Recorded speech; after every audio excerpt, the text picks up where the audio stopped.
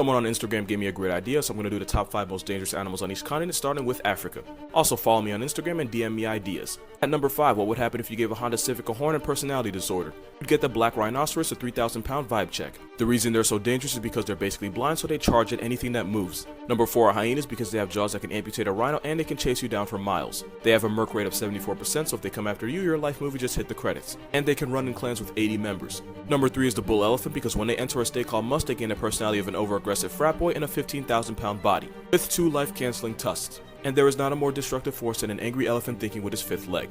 Number 2 are mosquitoes because they take 1 million names off the census every year. When she drinks your blood, she can transmit malaria, which reduces your blood's ability to carry oxygen. Number 1 ain't even a debate. Most animals won't give you problems if you respect their space. Hippos massacre people unprovoked. They can't do math, but they have a bite that can divide you or a crocodile in half. At least 500 obituaries get written a year because a hippo had a temper tantrum. They've been known to swallow people whole, and they don't need Red Bull to give you wings.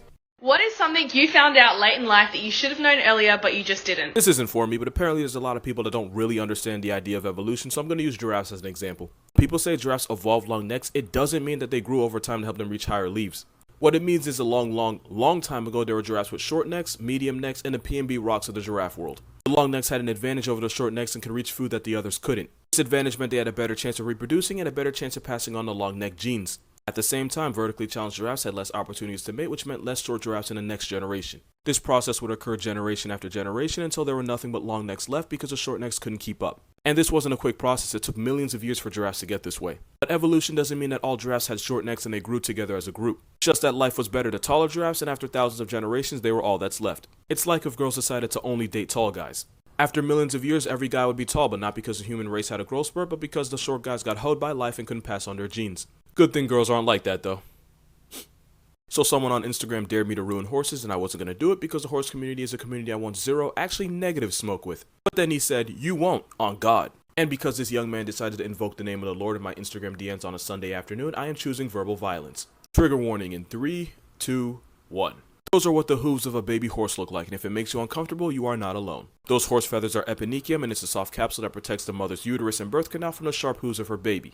There is no protecting your sanity though, because looking at this too long makes me want to take a shower. They wear off once the horse foal starts walking, but what doesn't wear off is the mental anguish of anyone seeing this for the first time. And while we're at it, I'm going to go ahead and trigger y'all again. If you're not hiding in the comments, you might want to do it now. That is a horse with a degloved hoof, and it's when an entire part of the hoof detaches, leaving it without a cap. This happens when the horse gets their hoof caught on something like a cattle guard. It's like tearing your toenail, but times 1,000. Horses can survive this, but it's one of the most severe injuries they can get. I didn't want to do this to y'all, but when you challenge me on Instagram, this is what happens. Someone in my group chat said I couldn't ruin meerkats, and all I can say is, you asked for this. Also, if you want to join the group chat, the link's in my bio. Meerkat society is female dominated, and if the alpha female finds out one of her subordinates had a baby, she'll attack the female, murk the baby, banish the female, and sometimes eat the baby to prove the point. Sometimes she punishes them by forcing them to become the wet nurse for her own children. Basically, imagine your psycho boss put your child on a shirt and then force you to breastfeed her children as payback. They will torture scorpions with no intention of eating them. They'll tear off the stinger and then go about their day, and in case you didn't know, if a scorpion loses that, it dies of severe constipation. They smell like a public park bathroom because they mark their territory by constantly pissing all over the place and excreting a nasty smelling paste from their tails. Lion King lied to you because yes, they'll eat bugs, but they'll also eat snakes, scorpions, spiders, and a very unlucky rabbit.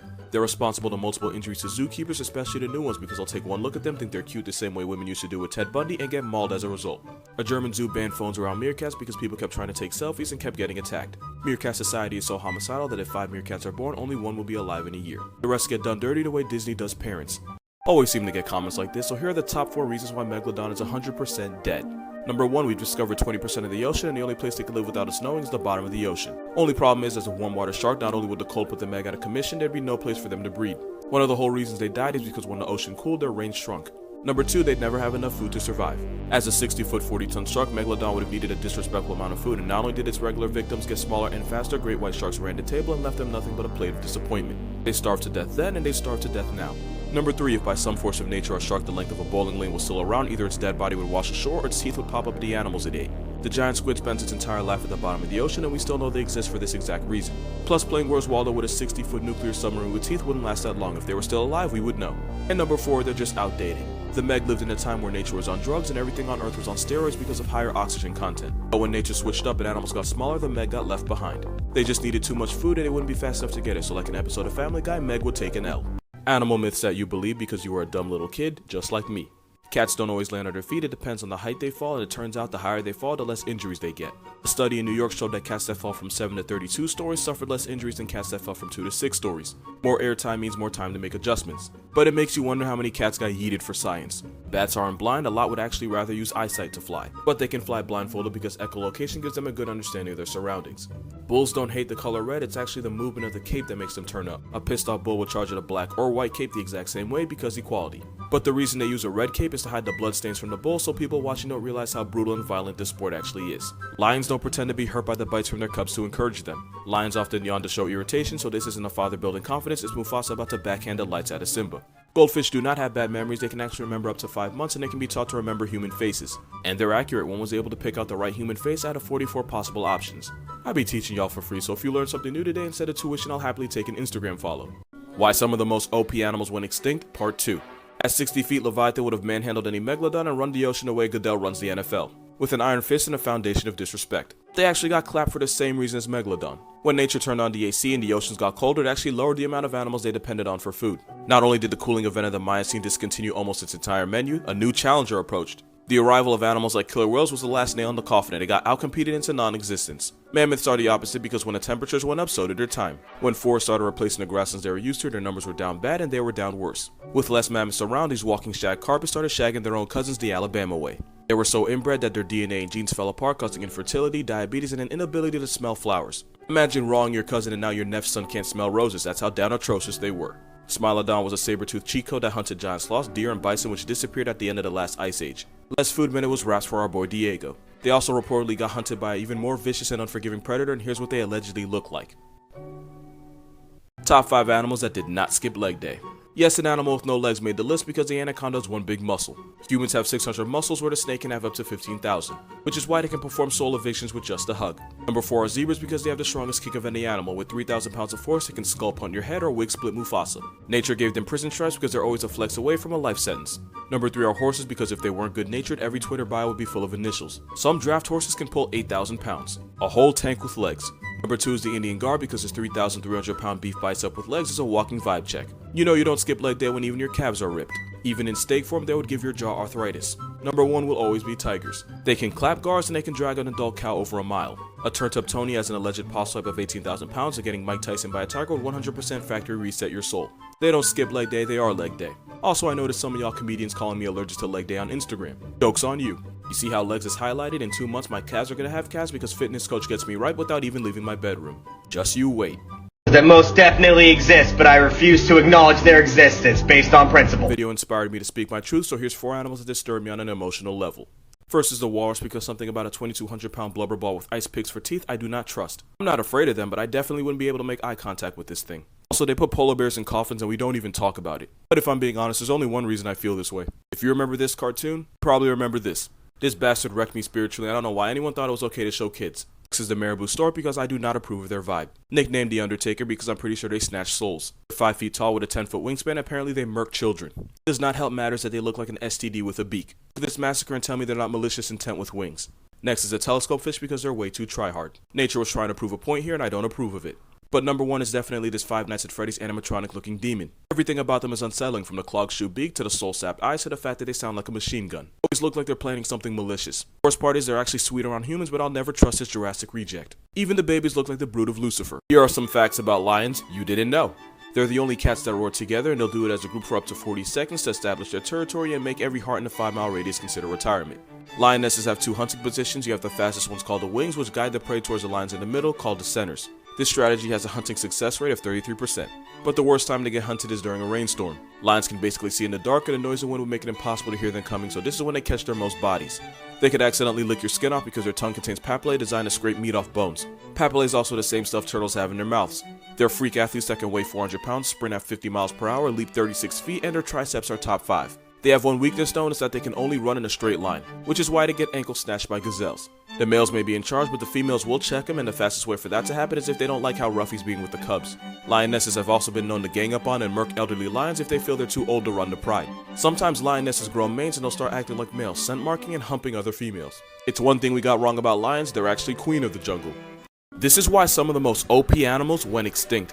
Gigantopithecus was the closest thing to Bigfoot we ever got, and at 10 feet tall, 600 pounds of disrespect, they should have dominated like a shack of the jungle. So why did they die? 2 reasons actually. He was a picky eater and he was too swole for his own good. They ate almost nothing but fruit, but when their forest shrank, they never switched up their diet.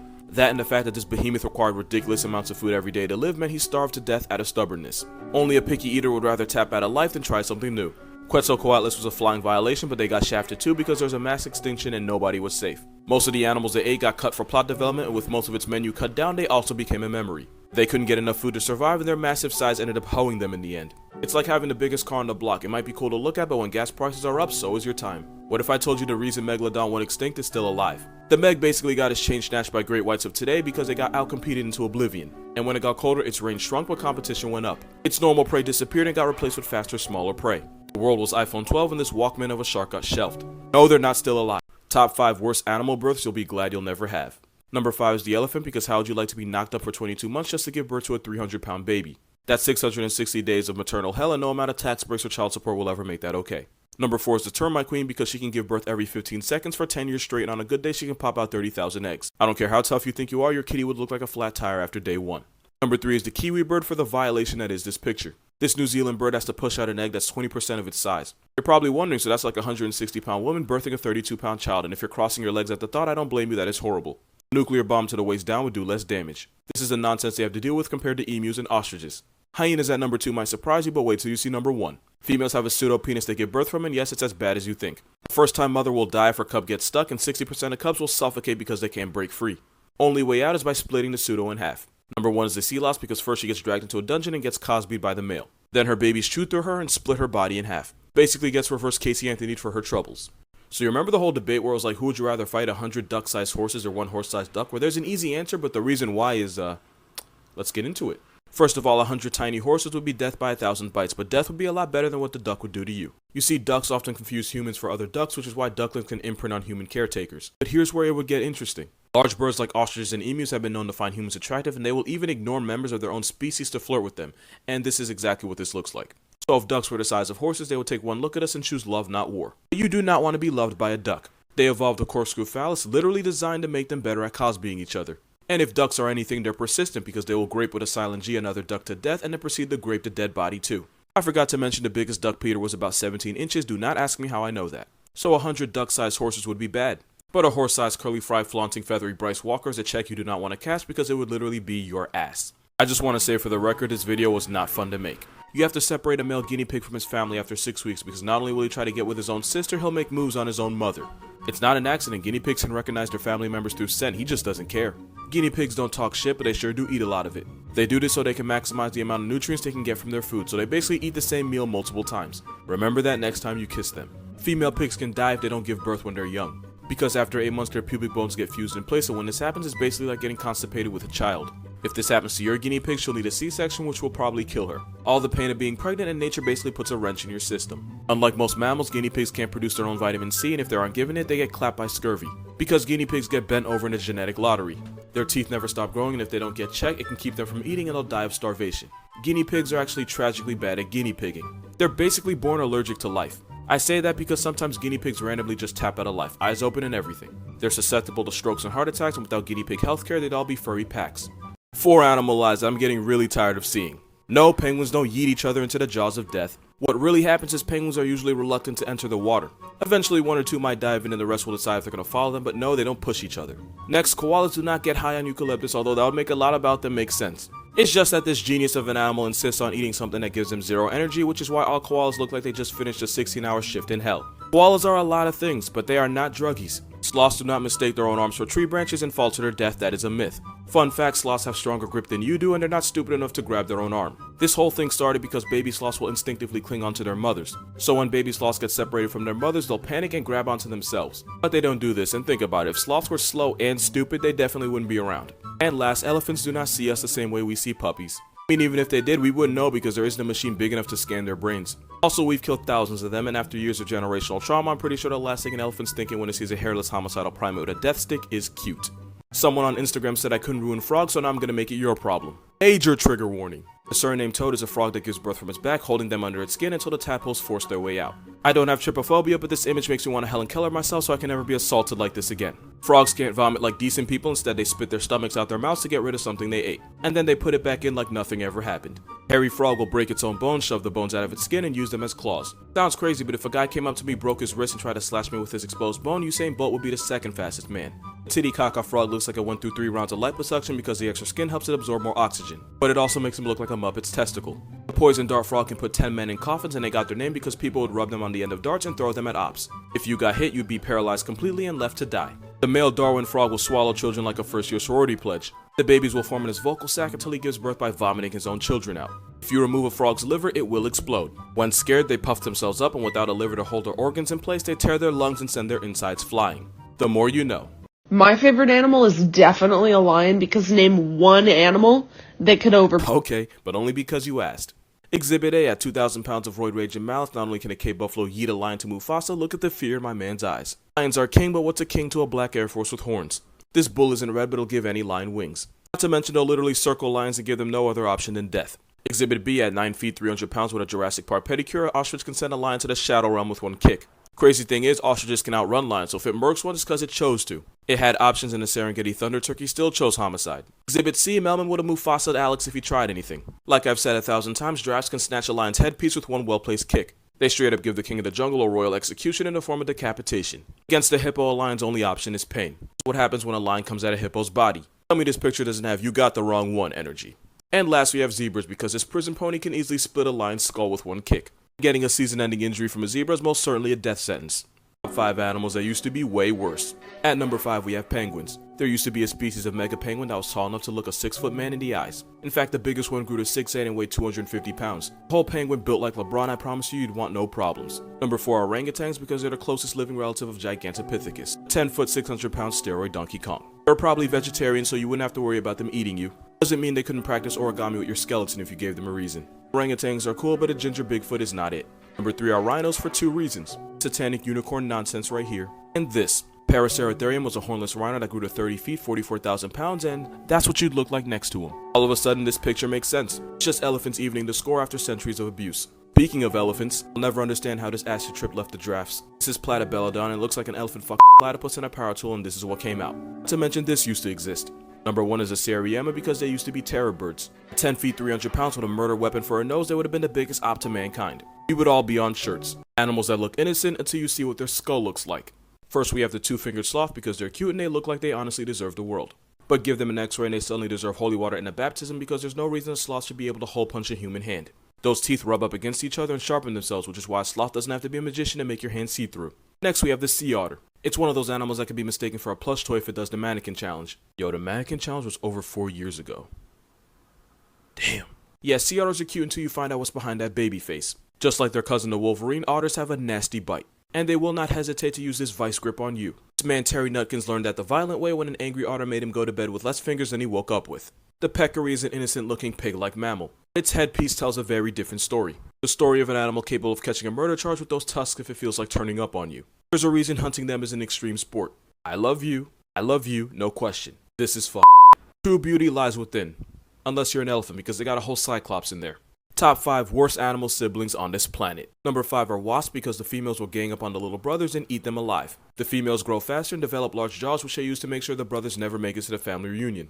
Number 4 is the cuckoo, because imagine your family adopts a kid and that same kid ends up pushing you off a building to your death. The mother cuckoo will lay her egg in another bird's nest. When the cuckoo hatches, it's blind but full of homicide and it'll push all the other eggs out of the nest, catching multiple murder charges on its first day of life. Number 3 are eagles of any kind. The stronger chick will steal food and beat and abuse the weaker chick until it taps out of life. Sometimes the homicidal Tweety will eat the body of its murdered sibling while the mother watches, which means almost every eagle you see is only alive because it had to pull a scar on Mufasa. Number 2 are definitely hyenas, because the moment they come out the mother, they immediately try to murk each other. They're born with their eyes open and a full set of teeth, which they use to lower the competition the Bundy way. The mother will try to break up the fights, but 25% of hyena cubs will never leave the den. And the females are the worst. Number 1 is a sand tiger shark, because they'll eat whatever siblings they can find while they're still in the mother's uterus. There's spawn killing and there's whatever this is. They have siblings, but they're still born an only child. That's some cold shit.